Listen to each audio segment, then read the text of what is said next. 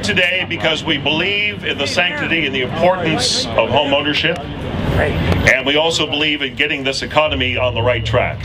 And I happen to think one of those things that is critical to that is preserving the mortgage deduction. I think if we were all to think about the first home we ever bought, and I hate to date myself, but I remember very well, first home I bought, 1,400 square feet, $59,000, brand spanking new, 10.75% interest rate, which I might add was a bargain at the time. Now imagine if the mortgage deduction were phased out and you couldn't write that off at the end of the year, and interest rates started to creep back up in that direction. Right now we are at historical lows. Are there any among us who believe the interest rate is going to stay below 4%?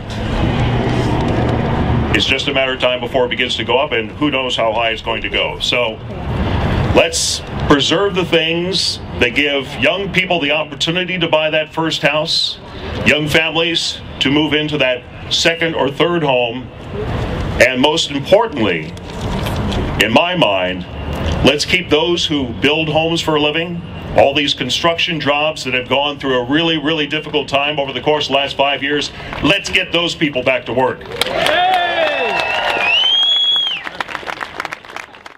We understand because homeownership provides the peace of mind, the long-term security, and a place to call your own. It promotes family stability and is critical in creating wealth and providing upward mobility and financial security for individual households.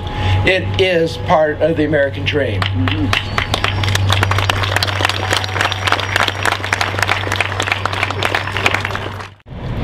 There's no question that the business practices and excesses responsible for the housing market crisis must be corrected. Sensible, prudent safeguards are essential. But we don't need punitive measures that penalize creditworthy families for the excesses and mistakes of the lending industry. We're here today because we believe in homeownership. Do we believe in the American dream? Yeah. Absolutely. And we're going to try and do everything in our power to keep it from fading away. So let's make sure that our policymakers get that message loud and clear. Thank you for being here today. Thank you very much.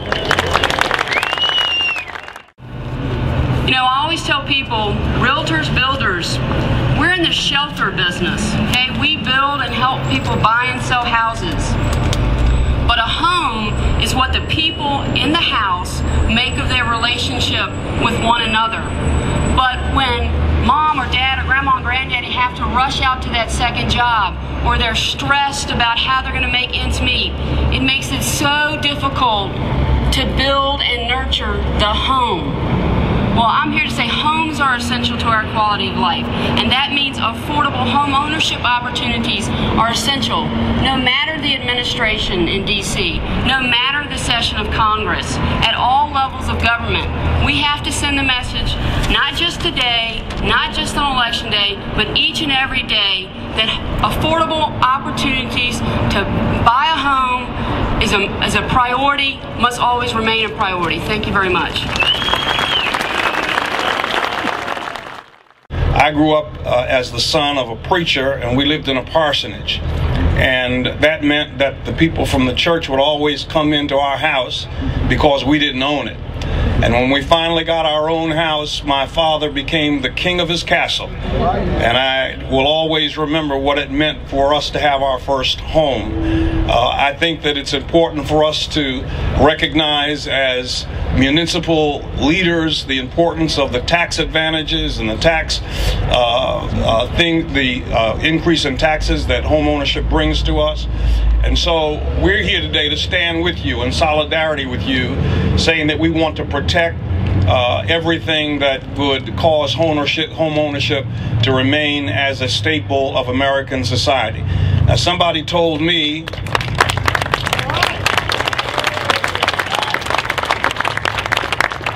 and when I was in the General Assembly, I fought along with my colleagues there to make sure that those laws were in place to help homeowners and not hurt homeowners, and to help the home building profession and to keep jobs coming and the economy rolling in this area.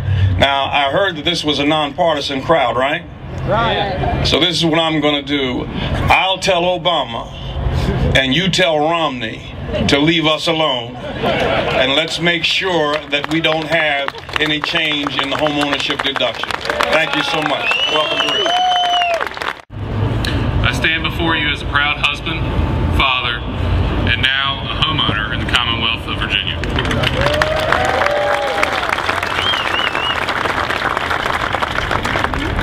I feel so blessed to have such a wonderful family, to be able to settle down, to work and live in the great state of Virginia. My story is important because it speaks to the importance of homeownership and what that means to so many across the Commonwealth and across the country. It's exciting to see so many people here gathered for this rally.